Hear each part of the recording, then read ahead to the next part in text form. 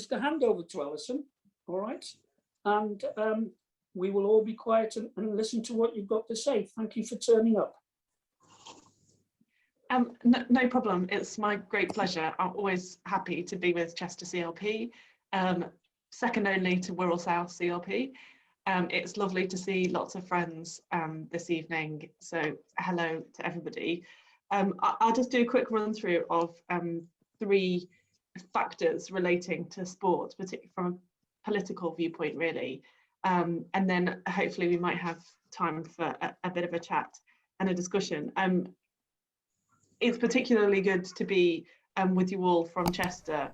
I'm sure you will have all followed the issues in relation to football that have a particular resonance in Chester. And we might talk a bit about that, but it's fair to say that Chester has had quite an impact both in footballing terms and public policy terms, which I'll come to in a moment. But I was also really pleased during the first lockdown to be able to have a Zoom chat just like this with some grassroots organisations from Chester who were participating in all different kinds of sports, but really helped me learn and understand about how the impact of lockdown was affecting people who normally participate in sports groups, which I'll come to. So firstly, on sports clubs, it's obviously been the worst year in living memory for anybody involved in a sports club, not least because of the impact of COVID itself, which has been huge for all of us and all of our families, but because sport has not been able to continue in any normal way. And I think when the first lockdown happened, I think it was such a jolt to the system that I think a lot of us realised about the things that we really value in life, the things that perhaps don't feature so highly in our day-to-day list of things that we politically campaign for pay, for jobs for people to do, for the health service. All of those things are absolutely vital and important. I've been really struck by how much people do actually miss participating in sport, whether that is being able to go for a swim or whether that is being able to wander down to their local football club or rugby club or to go watch the cricket. I think lots of people have really missed that sense of social connectedness that we get from sports. We started the COVID kind of crisis as a group of Labour activists. Lots of us came together to say that no community should lose a much loved sports club just because of COVID. And I think there was a real fear, whether it is from non-league football clubs, from rugby league, for other sort of better financed sports like cricket and rugby union or athletics. But as it became clear that the shutdown was going to be serious, lots of people, I think, had genuine fears about the survival of sports clubs, particularly at the grassroots level.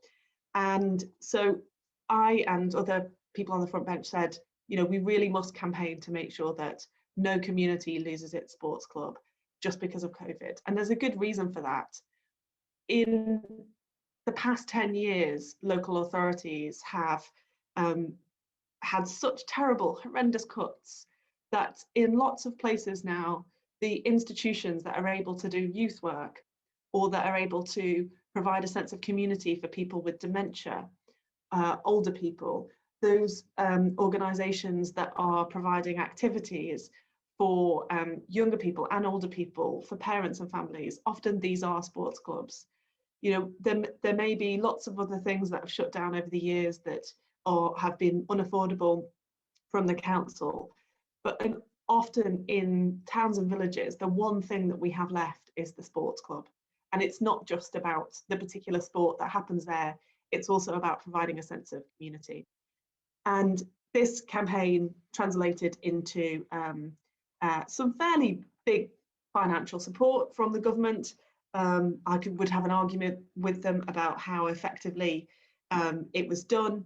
and you know, it definitely, I think, could have come sooner. But I think it was an effective way in which the Labour Party helped lots of people in sport to come together to say, we want the government to make sure that people don't lose out and they end up without a sport that they love in their place because just because of COVID. However, I just want to talk second point, about some fundamental reforms. There are issues in sport that frankly we knew about already, really, but which the COVID crisis has shone a spotlight on. So the first of those issues is football. Now, forgive me if people are on the call who don't like the beautiful game, who are not interested in round balls, or who otherwise can't be doing with football. That is not my view, but it is a legitimate one to hold. There are some big problems in football, though, not least that there's a lot of money washes in and out at the top, and it doesn't find its way very far down the footballing pyramid.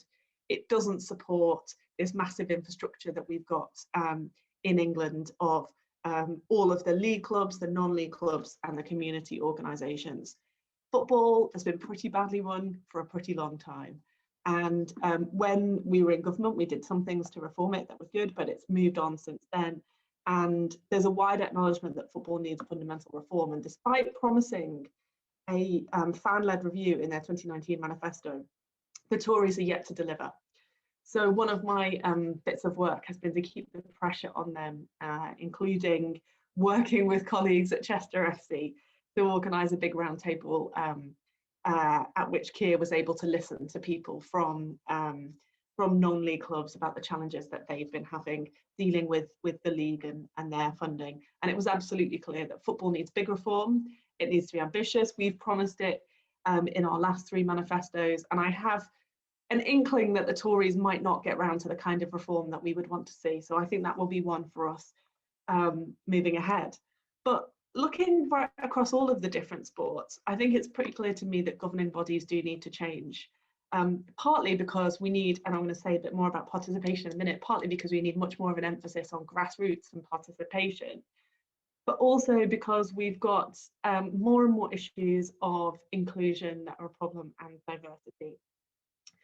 Whether it is the terrible behaviour that's come to light in gymnastics or cycling, or whether it is the fact that we still don't see enough of the women's rugby or the women's cricket. Like, England women cricketers are really good and we don't see enough of them on the telly, or whether it's racism in football particularly, where we've seen incidents and only this week with Rangers, that we know that inclusion, diversity and equality is a big challenge for sport.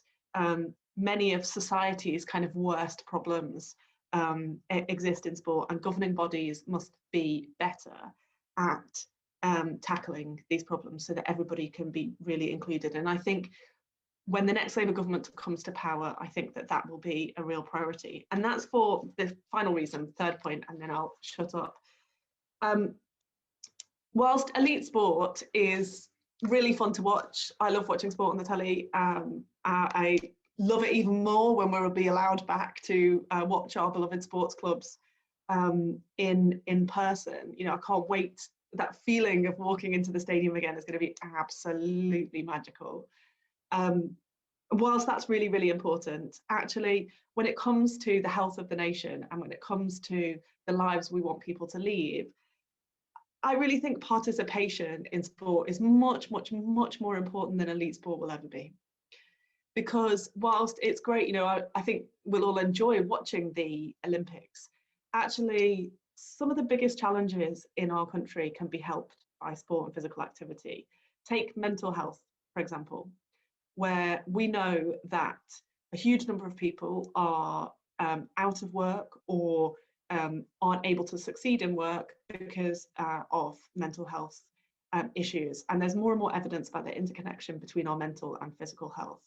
So if we can get to a situation where more people are able to participate in sport and physical activity, that will help in all aspects of people's lives. And I think this is a very kind of Labour tradition sort of thing to do. You know, whether it is our history in terms of making sure that people, children had hours of sport at school, or whether it is the kind of social clubs that the Labour movement has traditionally been involved in. I think we really understand that people's lives are beyond what happens at work, and they need a way to enjoy life and have fun and socialise, and that is good for people's well-being. And that's why I've been working with the education team and the health team to make sure that we are preparing for a comprehensive plan for national well-being. I think it's one of the things that the lockdown has taught me, that yeah, jobs are really important. People's ability to to earn money, people's sense of economic security is really important, but so is your health. And that's why we need to make sure that we have a country where people are able to be more well. And I don't just mean able to kind of, deal with diseases, although that will be very important in the future. I also mean people being able to feel well and to be successful on their own terms, which means doing the kind of things that mean that they have fun in their life and they really, really enjoy themselves. So we're currently having a think about this. I know that there's lots of grassroots sports organisations out there who know much better than I do how to get people involved. I'll just give you one example. When we were able to still go and visit places, I was lucky enough to go and visit a boxing gym, quite a traditional boxing gym in Birmingham, and in quite an industrial area of Birmingham, not rich or wealthy by any means. And I went along to see this boxing gym because Birmingham is going to have the Commonwealth Games very shortly, and the Commonwealth Games people wanted us to see the kind of grassroots organisations they were liaising with. And the guy who runs the boxing gym is a guy called Paddy Benson. His granddad had started the boxing gym many years previously. And Paddy said to me, the thing is, it's really good, elite boxing, to get people involved, to get young people trained as coaches. He said, but really where we've made a difference is by working with Mind, the charity Mind, in training some of their coaches to do boxing coaching for mental health. So Mind works with people who've had mental health struggles and sends them along to the boxing gym to meet Paddy and his coaches, and they help people to become fit and healthy, and to see that interconnection between their physical and mental health. And all of this is going on in a very working class, very down to earth boxing gym, the likes of which, there are scores of them in every city in our country. And I think if we mobilised all of the people like Paddy in the country and said, we need everybody to come together and really figure out how to improve the lives and the well-being and the physical and mental health of everybody in this country, we'd see a much more successful country in almost every aspect of our lives. We'd have more people able to to be in work and not have time off work. We'd have people able to spend time with their families in an enjoyable way that kept their families strong and gave everybody a sense of purpose in life. So I think sport is a pretty magical thing when you get it right. I'm really hopeful that the next Labour government that we will all elect will have a fantastic plan for public well-being with sport and physical activity at the heart of it. And whilst, as I say, I crave being able to go and watch sport, particularly the club I love, which I shall not mention, for we may have Evertonians on the call. Actually, the real passion that I think that we all need to bring to this is a sense of changing our country to make sure that everybody can take part, everybody can enjoy life, and everybody can have that sense of happiness that comes from enjoying sport. Thank you very much indeed, Alison. The Evertonians you can upset, I don't mind that, but there's only one decent team in this country, and that's the team I support, which everybody else knows who I support. Top of the league, ahead of Liverpool by over 20 points, not too bad, not too bad. We won't say it 4 times. No, that was incredibly interesting, and it is my great desire, and I've worked in sport and done so many things in sport, and I get very, very concerned about what is happening. You talked about professional football and the money not trickling down, and everything else like that. I also worry terribly about the local bowls club down the road. I worry terribly about the badminton clubs in church halls. And I just worry if these actual things are going to continue. But anyway, I've talked enough. There are quite a few people who would very much like to ask you questions. They put their hands up. We've got one, and of course, I'm not going to go to him straight away. I'm going to go to Linda Shuttleworth, who's written a question down on the chat, but I'd very much like her to ask you directly. Linda. Hi there, Alison. I've just been really mindful of the stuff that's been in the news the last day or two about the fairly widespread abuse that seems to have taken place in youth football particularly. I'm just wondering if you get any thoughts or comments about that. Thanks, Linda. Yes, I think that two things. Firstly, when I was talking about governance reform, this is another thing that I have in mind. You know, from this really terrible stuff that if anybody's read any of the coverage or the report that came out recently, a report that there's still more to come, but it was taking so long. They wanted to get at least the majority of the information that had been found out there. Anybody's read it, it makes for absolutely terrible reading, what happened. And I think this is the right thing to do, because I think that with issues where abuse happened many years ago, I have no doubt that the impact of that abuse, it doesn't matter how much time has passed, the impact of that abuse is profound. So I think it's the right thing to do, to get out a statement, an investigation, and a statement of what has happened, and for us all to take responsibility, for trying to help those through who are still dealing with the trauma of that. Nowadays, people within football might say, well, there's lots more protections for children and young people, particularly in the professional game. And I think that's true to a certain extent, but I don't think we can be too careful. And that's why I think governance reform will be really important. I think that we need to make sure that particularly younger people going into elite sport, it's a supportive environment.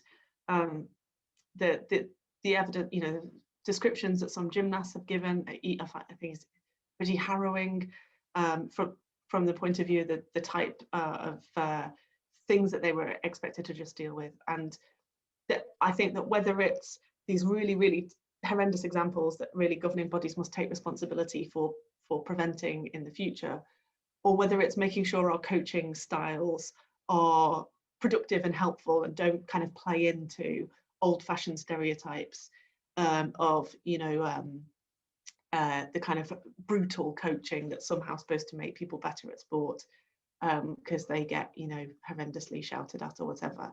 I don't think we think in any other workplace those kind of behaviours are particularly good anymore, and I don't think it should be different in sport. So I think it's going to be a process of continuous improvement for governing bodies.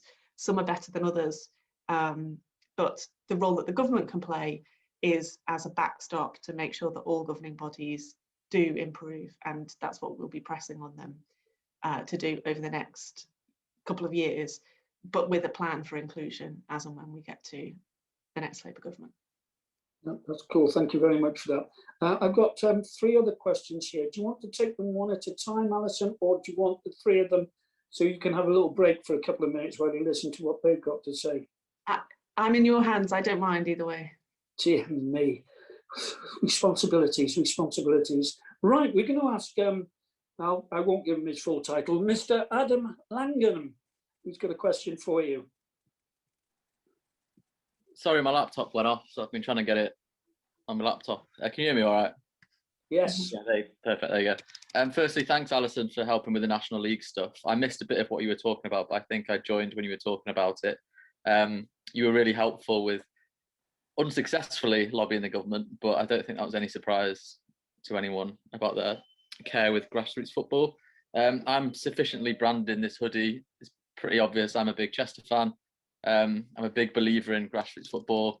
I don't just support a team when they get oil money involved, like certain people might do. Steady. And I know there's other people on the call who are big Chester FC fans as well. And I'm a big believer that the Labour Party and football go hand in hand on a sort of community level. And sort of Chester FC's slogan is "Our city, our community, our club," and our values are very similar to Labour. And I think it's a piece of work that could develop more in the future, sort of being food bank drop-offs, etc., working on community organising, all this sort of stuff. My question is, we're currently doing some work at the moment looking at how we can sort of diversify our fan base at Chester. And so rather than playing, we want to find ways to be more inclusive for more people to watch. We rely on fans coming through the gate. Majority of our fan base is male and sort of on the older side of things. We would like to diversify that and become more friendly to sort of all walks of life. Do you have any suggestions for being more inclusive for people to watch?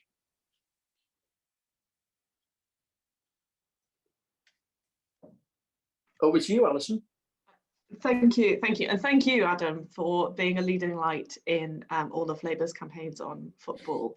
I think you're right, Labour and football do go together for reasons of history, for reasons of practicality, that, you know, it's often in those kind of social networks around workplaces, you know, in the history where football was an important community sport, and so, you know, was the Labour movement, trade unions and the Labour Party. So, you know, as we know in our area, you know, more than, you know, with Vauxhall and Airbus and other places, Laird's FC up the road from me. So all of these things go together.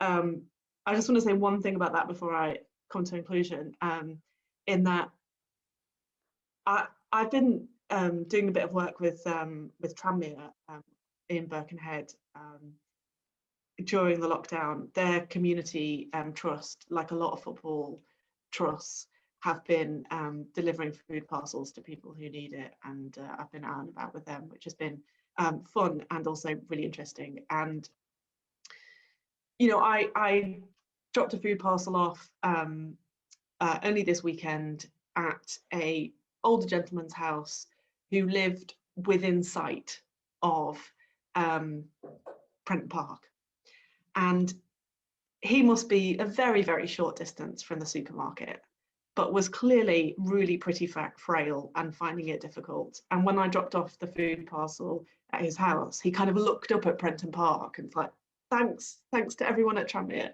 And I know that people who've other clubs have had exactly the same experience, that, and this is what I mean by the gap.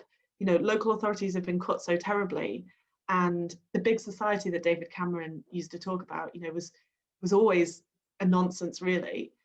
But through all of that, football clubs really have come through, and now in many places are making sure that absolutely through this coronavirus terrible time that we're having, that absolutely nobody gets left out and left behind and forgotten about.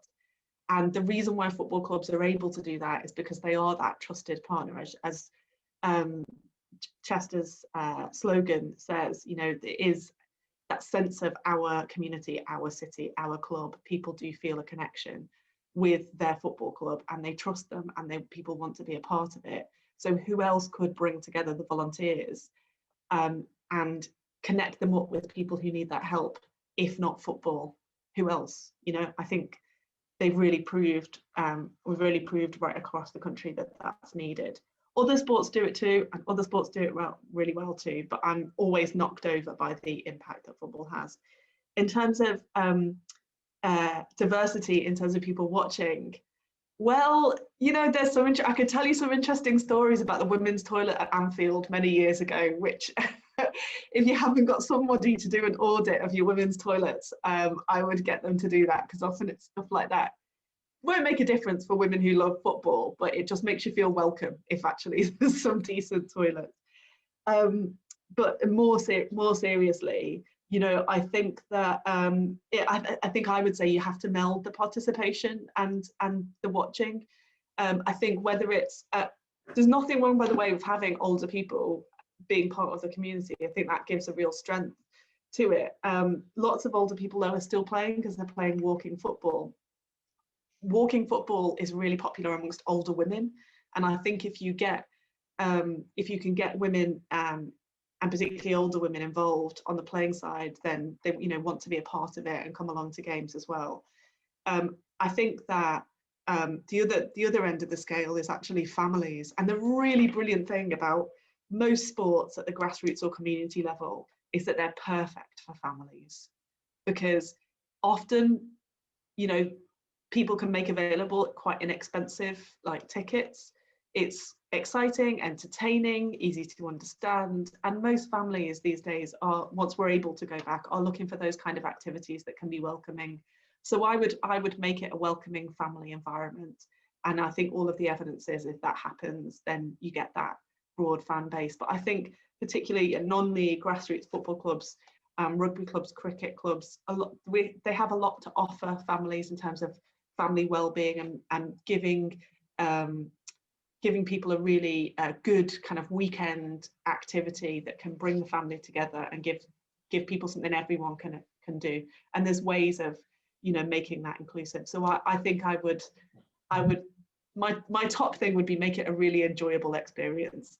I mean, there's not a lot you can do about the football sometimes. I was about to cut you off. You're about to have someone called John Featherstone talk, and he knows a lot worse than me about how we can't promise entertainment on the pitch, so we're gonna try and do the off stuff.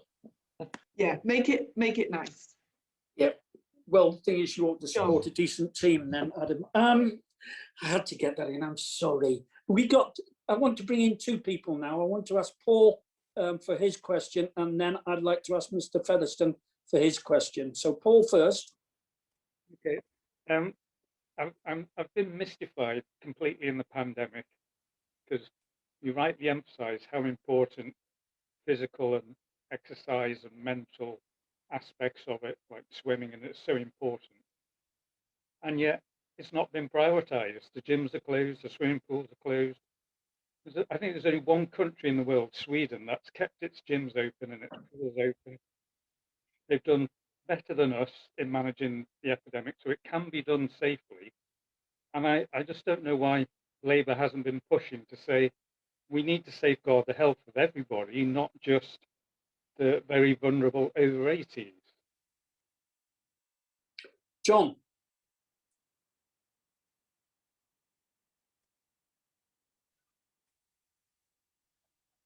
Thanks.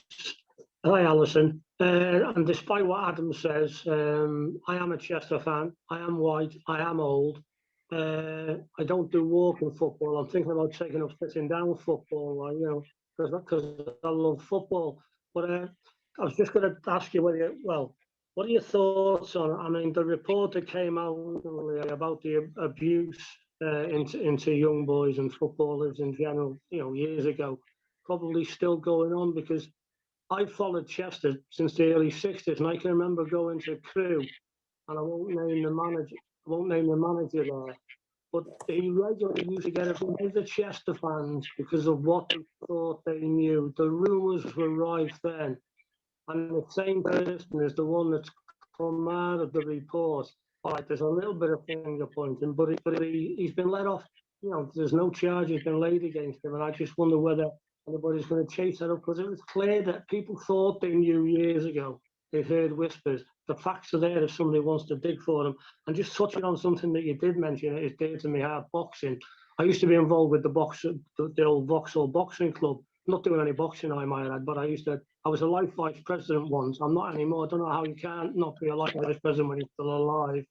But there will be some people on this course, I've got no doubt, who will jump up and down and say boxing, punching people's heads, where's the sport in that? I'd defend it every which way but loose. But I wonder what your thoughts are when people pull you about that. Boxing clubs, football clubs, cricket clubs at our level do a great job for society when they're allowed to, when they're policed properly.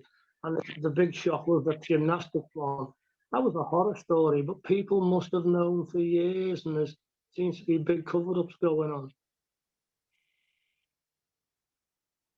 You all right with those two questions, Alison? Yep, that's great. Paul, thank you for the question. Just to kind of take one step back for when we were in the full lockdown for the first time.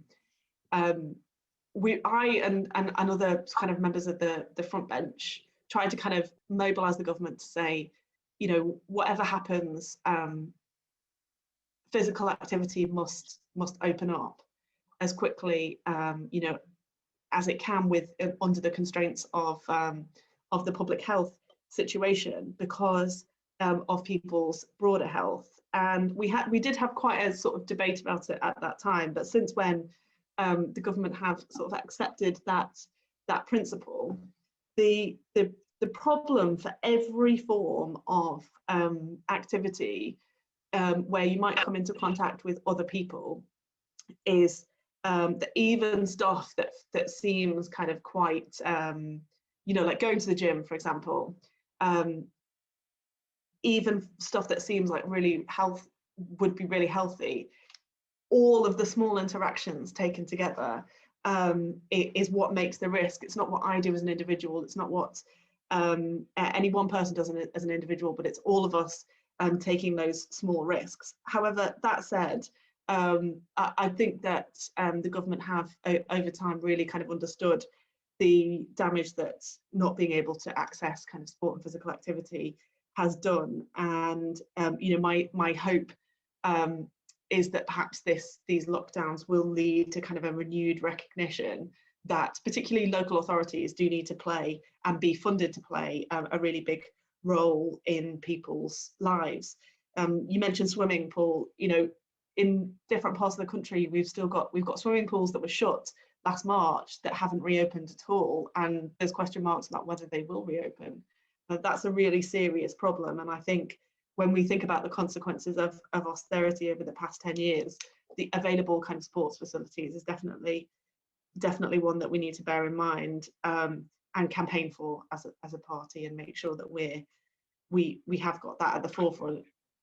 I've always tried to push to make sure that when the de-lockdown happened, that sport was right up there for that reason. John, you also mentioned the kind of abuse stuff, and John, you said quite rightly, people, you know, rumours were rife, people knew about these things. I think it just goes to show all of us, like, we have to speak out about these things. We can't be too embarrassed to kind of talk about them and to encourage people to report things, or, you know, and to take action if people do have a sense that something isn't right, however long ago that was.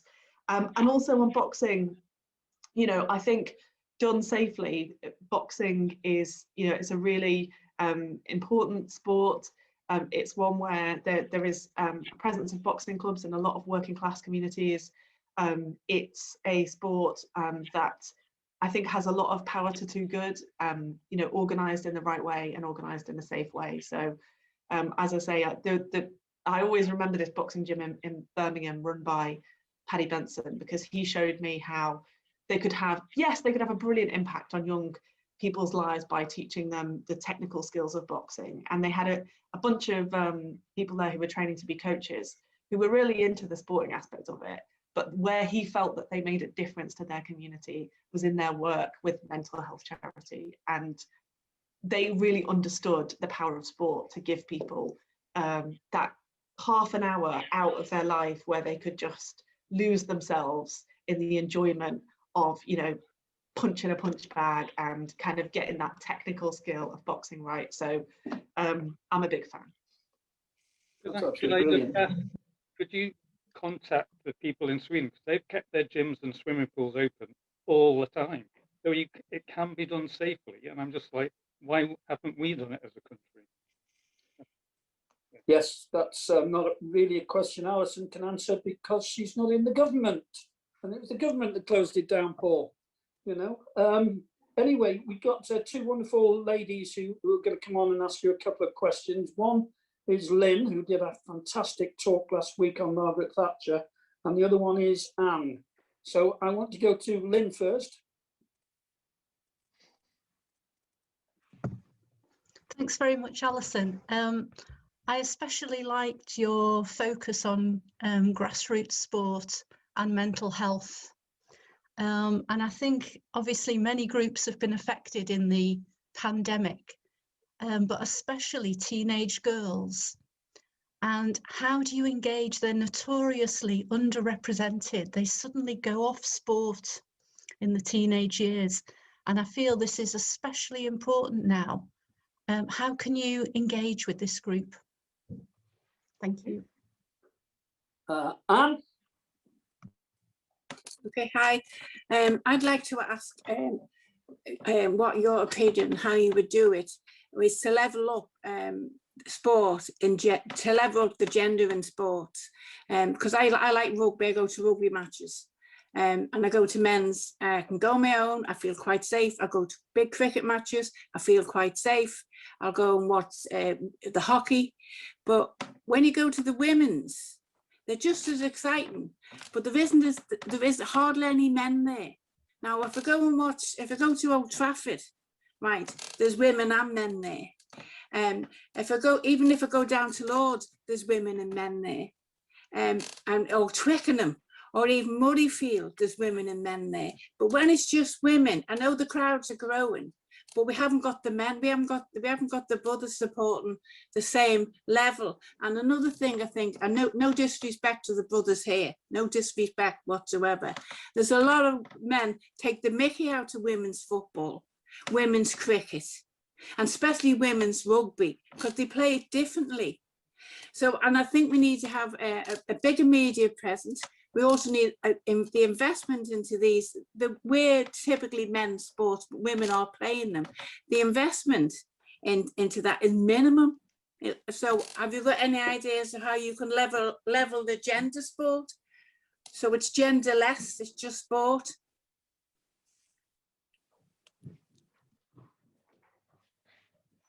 Yours, Alison. Thanks. So teenage girls first. Well, I was a teenage girl once, and I can tell you I hated sport.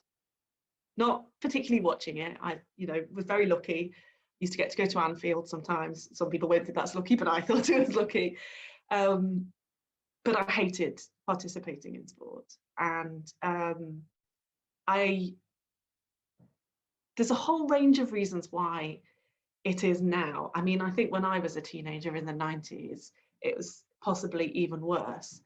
But I think it's still a case that teenage girls don't get listened to in terms of making sure that the environment is comfortable for them, making sure that changing facilities are private enough, making sure that, stuff like making sure that tampons and sanitary products are available in school changing rooms and in changing rooms generally makes all the world of difference when you're 15 and haven't got any money.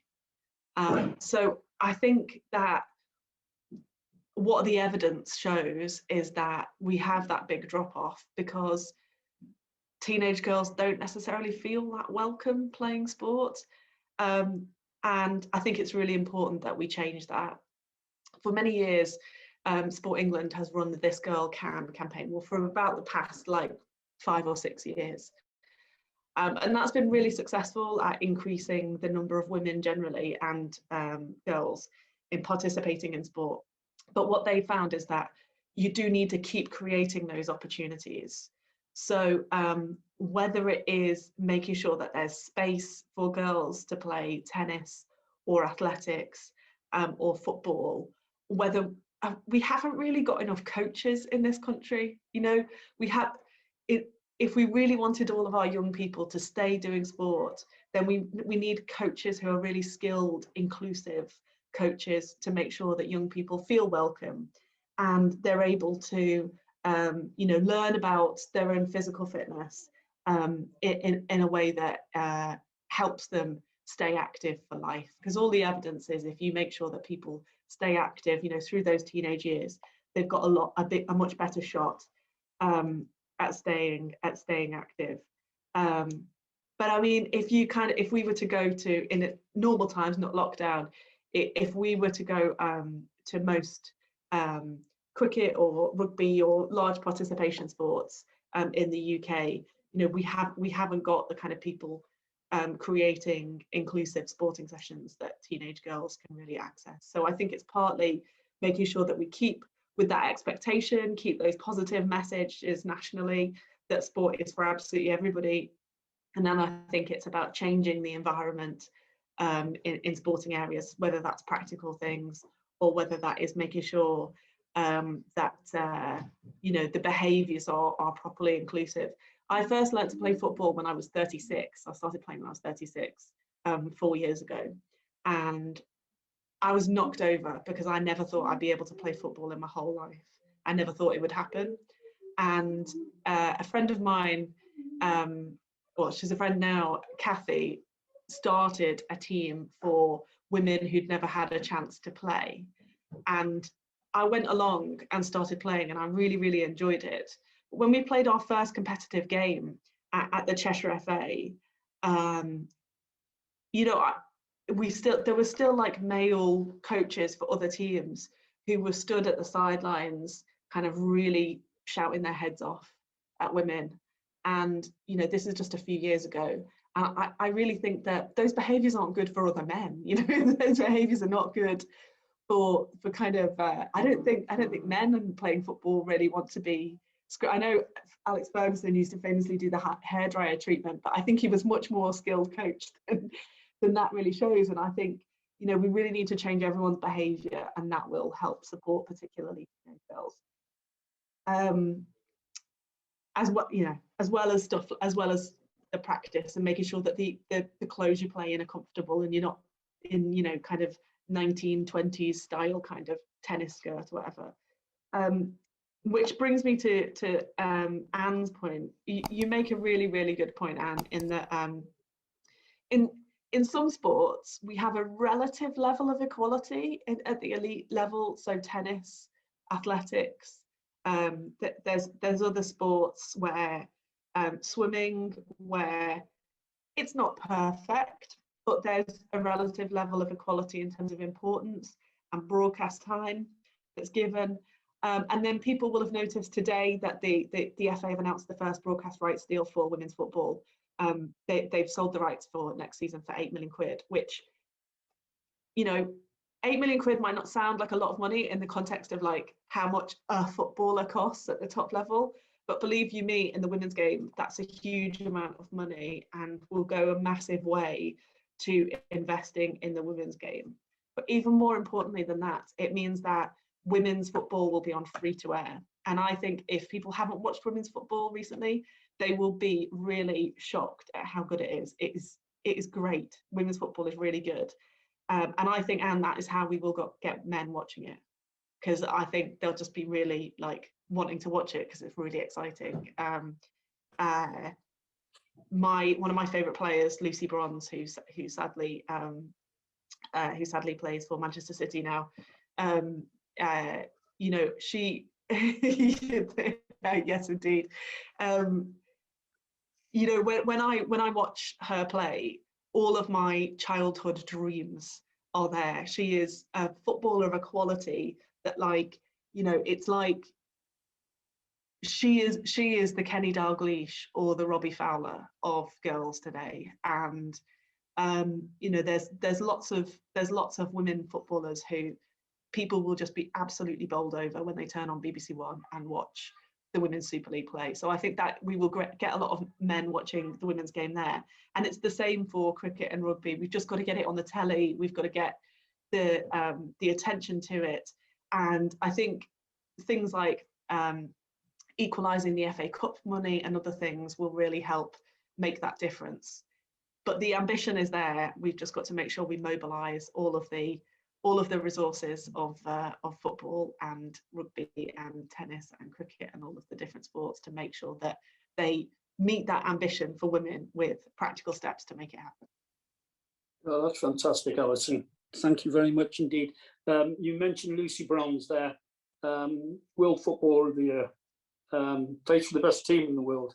But going on about football for women, on Wednesday there are 2 European games which are going to be on television at 12 o'clock and again at 3 o'clock. Chelsea are playing and Man City are playing against European competition. So I wanted to really ask you, the TV has got a fantastic role to play in the sport. And I think that during the COVID times and when we've had free-to-air football games on the telly, it's kept the morale going in some ways. And also with the idea of showing a lot more women's games now, because they're on the red button on BBC Two on a Sunday, it gives an opportunity. And I think it can only get better. Unfortunately, we've got private enterprise involved in many TV companies, but it'd be really great if we could get it on BBC and ITV and Channel 4. I wondered what your views were on the television situation.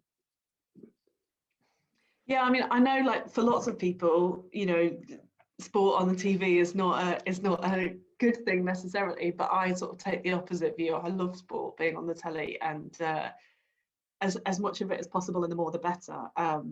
I think that women want a fair crack of the whip. They want to know that their sports are going to be covered in exactly the same way as men's sports always have been, and given that same level of importance.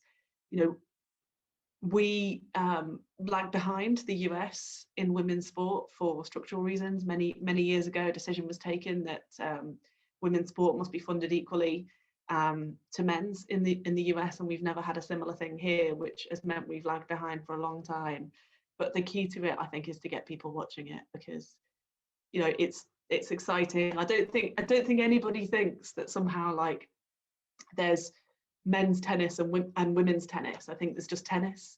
There's just Wimbledon, and I see sport going in that direction. I think, you know, it's a very natural thing. I think if you like cricket, I think you'll like the women's cricket just as much as the men's cricket. I don't think that'll be a problem. So, as far as I'm concerned, the more sport on the telly, the better. But I acknowledge that is not for everyone. I totally agree with you. Not just one channel, but as many channels as possible.